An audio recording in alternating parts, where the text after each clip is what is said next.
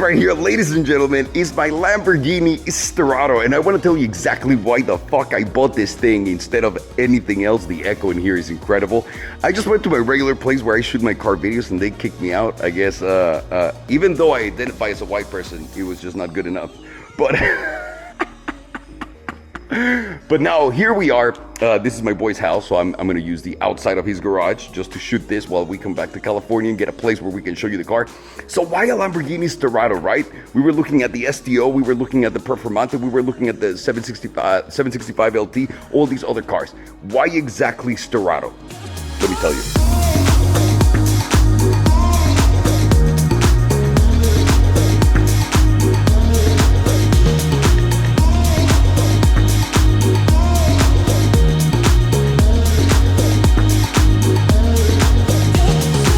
Every time I get in a car, I like to tell you guys about the brand because I think it's so interesting. Just even if it's a little bit from the beginning, right? Like where does Lamborghini come from and all this shit. But I also want to tell you guys about why I ended up buying this car, right?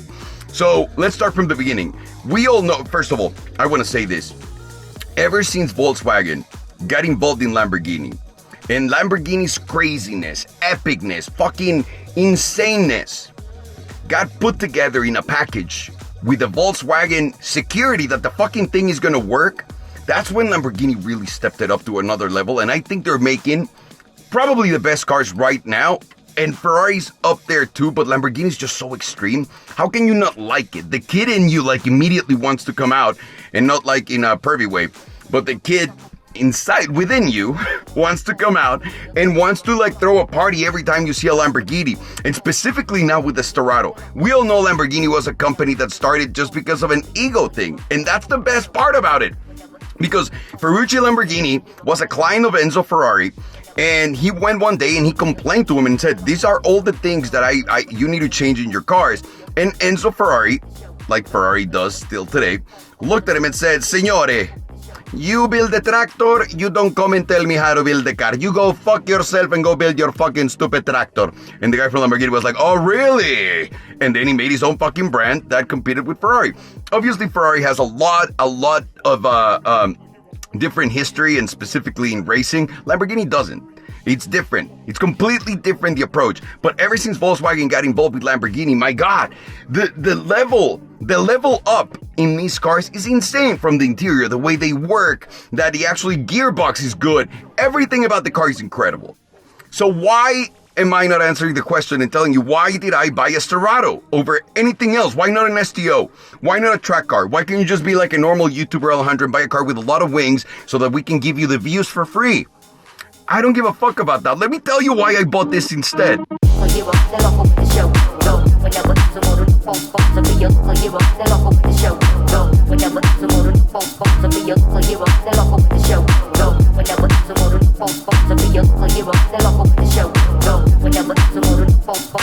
So let's start with all of the things that make the thing so special, because this is why I got it. Because it's different, because it's unique, because it's stupid, because it doesn't make any sense. And it's different in what ways? I'm gonna talk to you guys and show you every single bit, but I'm sure you guys have seen this.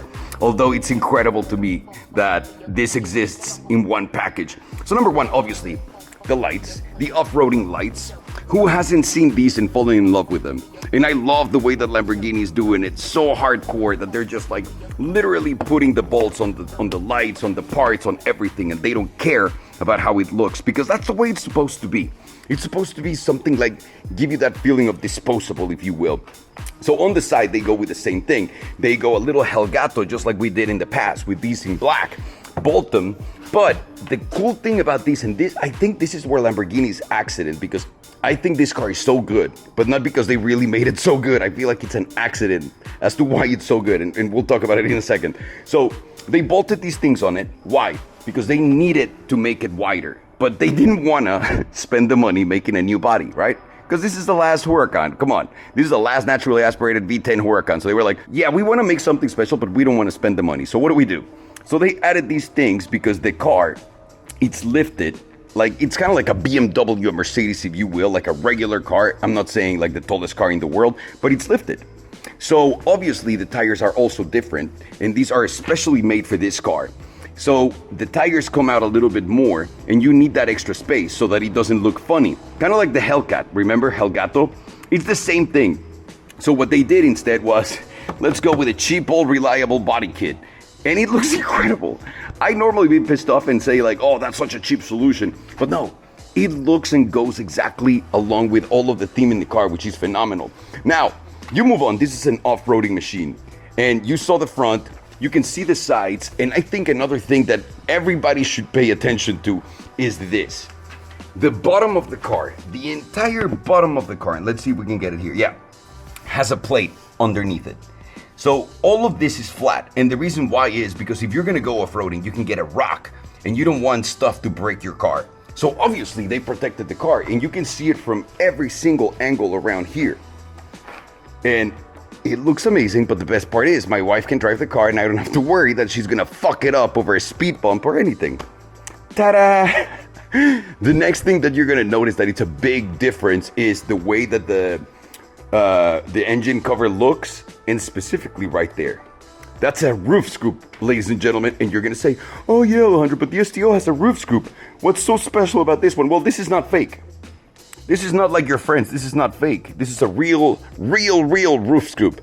And the reason why they put it there is, it's simple. This is a different car. This is not meant to go fast and cool the engine and blah, blah, blah at the track. This needs more air for the engine, and the vents normally go here, and they can't put them here because whenever you take it to the dirt, all of the dirt gets in there, but it cannot reach there. So they change it, put it there, but it has terrible consequences. What do I mean? Let me show you. You see how horrendous looking this is? The reason why is because of that roof scoop. It didn't exist, so they didn't even bother painting the engine cover like they normally do, like the Performante had the golden one. Not that in here, ladies and gentlemen. This is all you get, this is what you get, and it looks fucking horrendous, but it doesn't matter because you sealed it off like this. And this looks cool, but it does create a problem inside, and we'll talk about it in a little bit. The engine is also different in this car. Even though it's got the V10 naturally aspirated that makes that incredible noise that we all love from the Huracan, this one has less power than mine. Than the STO, I'm sorry, and the Performante. I don't know why I still feel like I have the Performante. So it only produces 600 horsepower, and it gets from 0 to 60, guess how long? 3.5 seconds. That's not too bad. Is it something that's terrible? Let's talk about it in a second. Obviously it's got a roof rack, right? So it normally comes just with the pieces right here, but Lamborghini Newport was kind enough to order a ton of these kits already so you can put a tire on top of it. And I think it looks incredible. This is a different thing. So obviously the Porsche can get it done and does it in the same way. They actually have it built in. And because they built the car like that and they've done it before, that can take actually a lot of weight on top. This, no. This is like 40 kilos. This is basically 60% of my weight that can go up there. So you don't want to put shit that's too heavy. Obviously, this is great and it looks epic and whatnot, but you guys know I gotta put something in here that's crazy, so I want you to throw me the suggestions in the comments now. Please, what are we gonna put up there that's gonna make it special, different from everything else? I wanna show you guys something that's so stupid but so cool. So, you guys are looking at this on the side, right? This normally is black in every single Sterrato. The bottom part. Now, the top part with the red line, and this is painted. That alone, that was $28,000. And I know what you're wondering. Why, Alejandro? I didn't order the car. Someone else did, but I do think it looks great. Does it look $28,000 great? I don't think so. But there goes my money. Another really cool detail is they're letting you know that you have one out of the 1,500 that they're making. Well, $1,499, which is pretty damn cool, finally. Actually, I can't believe this is the last of its kind. Wow.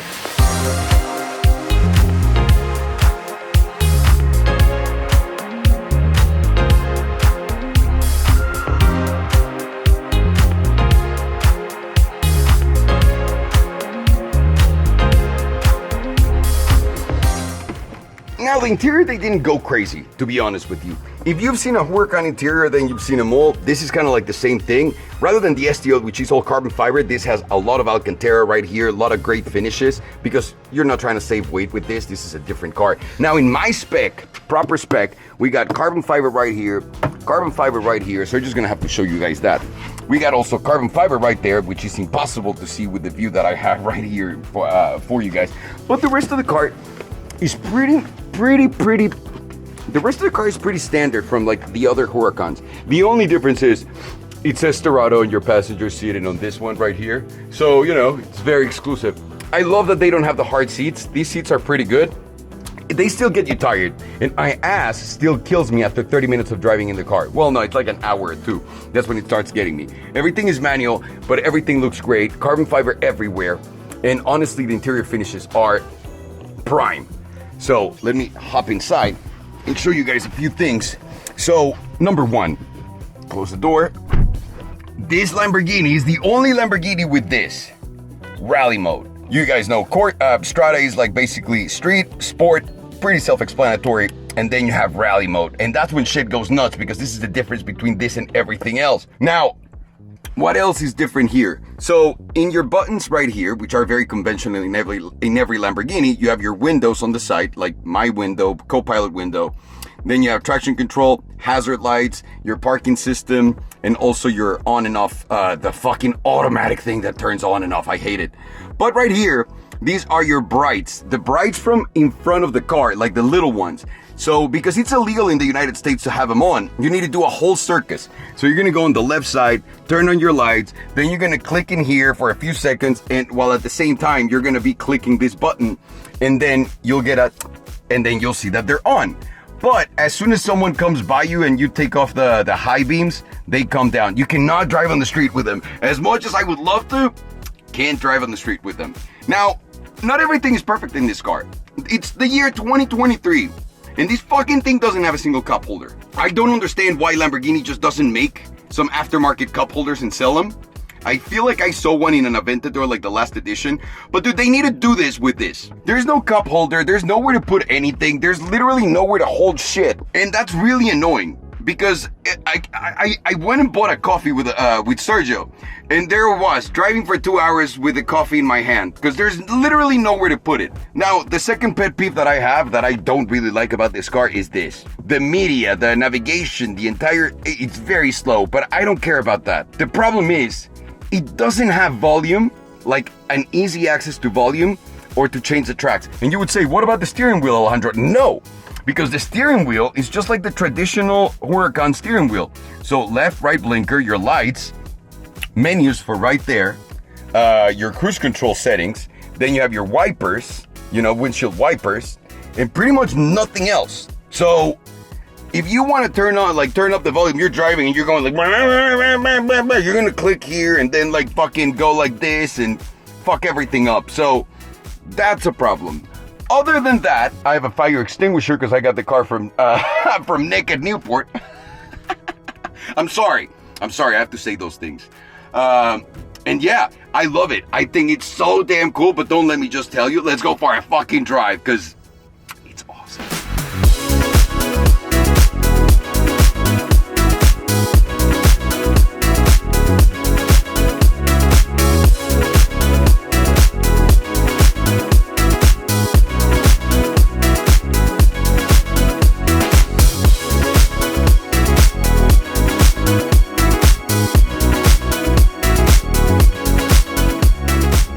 And now we can chat about the Sterrato. Alejandro, why the fuck did you buy a Sterrato instead? Let me tell you about all of the driving stuff that made me choose a Sterrato over an STO or a Performante. And you guys know, this is a car that's meant to be fun. This is a car that's supposed to have and make absolutely no sense. This is a car for off-roading, but it's a car that doesn't off-road. Like if you want to go do trails in the middle of the desert with your boys and they all take the Raptors every weekend, this is not going to be the car for you. That's a big lie. The car, you need to find a really relatively flat surface where the car is not going to see any rocks whatsoever, because you will destroy the car. It doesn't matter if there's a plate underneath the car that's supposed to hold rocks and all that stuff. There's a limit to everything. It's still a sports car. It's still a Lamborghini. It's still a Huracan, right? So that's number one. All right, so what makes it so special? You're buying a car that doesn't make any sense. Are you going to take it to a desert? No. Let me tell you all the stuff that makes this car so special, because I can't believe it. Number one, how civilized it is when it's at low speeds. This is, when Lamborghini announced that electric Lamborghini that they're making in 4 years, and it's got 4 seats and all that shit. When they announced that, and I got in this car, I was like, this is how that needs to drive. This is how that needs to drive. Imagine an S-Class with a Lamborghini, if an S-Class in a Lamborghini fucked and had a baby. And it's not so much because it's so comfy like an S-Class and the air suspension and all that stuff, because obviously the suspension in here is different, but the reality is very, very, very forgiving with the suspension. You would get in a Performante, you would get in an STO, and as soon as you go through the little pop that I just went through, those bumps, dude, you go like, immediately you feel it like that, and your back feels like it's breaking in a million different pieces. With this, you don't feel like that. And then people go, well, if you don't feel like that, how the fuck are you enjoying the driving experience? It must be like really boaty. But it's not. It's not. They made the car an inch wider on each side, and because of the tires, and I feel like that's really giving it the pickup truck effect, where it's helping it be more planted. Because pickup trucks, if you guys haven't driven a Raptor, for example, they're incredibly good handling cars. Like you wouldn't, I never thought it until I drove one, and I think like this has a little bit of that's picking up. I feel like this is the greatest accident Lamborghini has ever made and has ever had in their life. So forgiving suspension, but at the same time it still handles like a motherfucker. Well, what about the steering, Alejandro? The Huracan is one of the best steering cars out there, along with the McLarens. I know, and the good news is we haven't lost any of that in this car. Yeah, it's not a precision knife like the STO or like the Performante, but you don't need that on the street. If you want to really just enjoy the car, ladies and gentlemen, you put it in sport, you drop it into manual, and you start dropping those gears, and then just let it rip, and then you can go down. And one more time, I'm in the canyons right now. I'd normally be concerned about my car bottoming down, and guess what? I'm not in this thing. Do you know why? Because it's higher, and because the suspension is so good, it's so interesting, that it actually feels like a sports car. I can place the car anywhere I want. Again, it's not a precision machine like the Performante or the Huracan or the STO. But does it really matter? Not really when you're on the street and public roads. You can't take this car and really push it to the limit, and I can't even do that on a racetrack. So I think this is more than plenty for me. So I'll take the comfortability with the comfortable suspension, with the big tires, and also with the lifted suspension and with the lifted ride height. And the reason why is my wife can drive the car and she can enjoy it. She can have some fun with it if she wanted to. I'm sure she's going to be really intimidated by it because of that V10 engine that produces 600 horsepower that you guys are going to ask me right now. Well, what about the horsepower? It's a lot less horsepower. Well, not a lot less, but relatively a lot less than the other ones. You only have 600 horsepower out of that V10 naturally aspirated. Well, let me tell you something. It still burbles, rumbles, does the burr. It still sounds maniac. It still gives you the vroom. You still feel the heart of the car at its best. And I don't need the extra horsepower. I don't need to be the fastest in a straight line in a competition of Lamborghinis. If I want to fucking destroy someone on a drag strip, I'm gonna take my Model S Plaid, baby. That is the fastest car out there. This is joy. This is having unprotected sex to Bob Marley after smoking weed. This is right. This is a car that I feel like a lot of people missed out on, and I have no idea why. They only made 1,499 cars, less than 1,500 cars by one, and I think every single idiot like me is probably right now with the biggest smile on their face, driving their car and enjoying the living shit out of it, because it's so easy, it's so agile, it's so special, it's so different, and it's the last of its kind. Oh my God. How is this a stupid race Lamborghini? It drives just like any other Lamborghini. It's just like tiny subtle differences, and I'm one that catches those subtle differences. This is too good. What about the brakes, Alejandro? Well, going downhill, you can step on the brakes and the car will absolutely stop on the dime. You don't need anything else. You don't need more flash and dash. The acceleration is not crazy because of what we talked about with the engine. It's a V10, it's got 600 horsepower, it gets 0 to 60 in about 3.4 seconds, 3.5 seconds. But does it matter? Does it feel slow? No. It feels exciting. And at the same time, I like that it's not the fastest car in the world, because it lets you enjoy a little bit more of the canyon drive instead of like, I need to shift. Like, it lets you go, it lets you play. Oh my God, I can't believe this is going to be the last one naturally aspirated V10, guys. I can't believe this is the last thing that Lamborghini made. Also, another thing is it's got rally mode. It doesn't matter how fucking cool anyone is in the world. Do they have rally mode in their Lamborghini? No, because there's only 1,500 of these cars. There's actually one less than those. So rally mode really makes a big difference. One thing I love about this is how quiet it is on regular streets. If you have it just on regular strata and you put it in automatic, the car doesn't make any noise whatsoever. And this is really good for whenever you wake up early in the morning. Like I'm in a fancy neighborhood right now, and I woke up at, you know, super early at 5 in the morning. I decided that I wanted to go on a coffee run. I did, and guess what? No one woke up. No one came out and said, motherfucker, shut the fuck up. No one. Because the car is quiet, it's composed, it's easy. And only whenever you rev it over 4,500, that's when you get the exhaust note. And a lot of people say, well, that's not good, I want to hear the car. If you want to hear the car, you just saw what I did. The whole time, it was just like revved up and sounding and making noise, and like, it's epic. But it doesn't have to be always like that. You have the best of both worlds. It's like a lady in the sheets, but a freak in the bed, like Ludacris says. But unbelievable, because this freak in the bed, no, what is she? I'm sorry, a freak in the sheets, yeah. Because this one is also a very good looking lady, and she's also quite well educated. So she's got it all. She's got it all. One thing that doesn't have is absolutely that rear view mirror. Dude, my view to the back is absolutely none.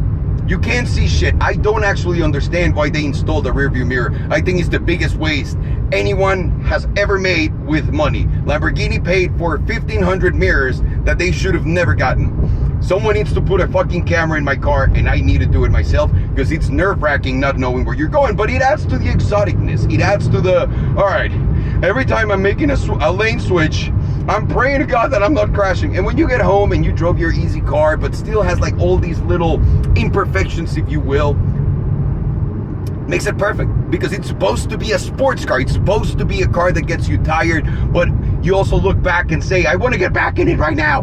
And he gets all of those points across, and he does it so fucking well. Brakes are incredible. The suspension feels great. The engine sounds amazing. There is nothing in this car that I would say is like, nah, nothing. It's one of the most fun cars, and just the fact that you're driving down the street and you see everyone's looking at you in the car and just smiles. And people, when I'm walking around or if I walk into a restaurant, people come out and say, dude, I don't know why the fuck you put a tire on top of your Lamborghini, and I've never seen that before. It's stupid, but can I take a picture with it? And their smile is just so big. And anything that makes people that happy should be fucking appreciated by everyone. I really feel like everyone slept on this car. It's so good. It's so good. Not everything has to be the best for one thing only. I like when people get out there and start like pushing the boundaries of what they can do. And I know that it's a little bit of the Dakar. No, they're not creating anything new. They're doing a little bit of that. And they're also sister companies, Lamborghini and Volkswagen and Porsche. But these guys did something that I never thought I'd say. They made a dayable, very exciting car, whereas like my 911 Turbo was a daily. But, you know, it was cool. It was cute.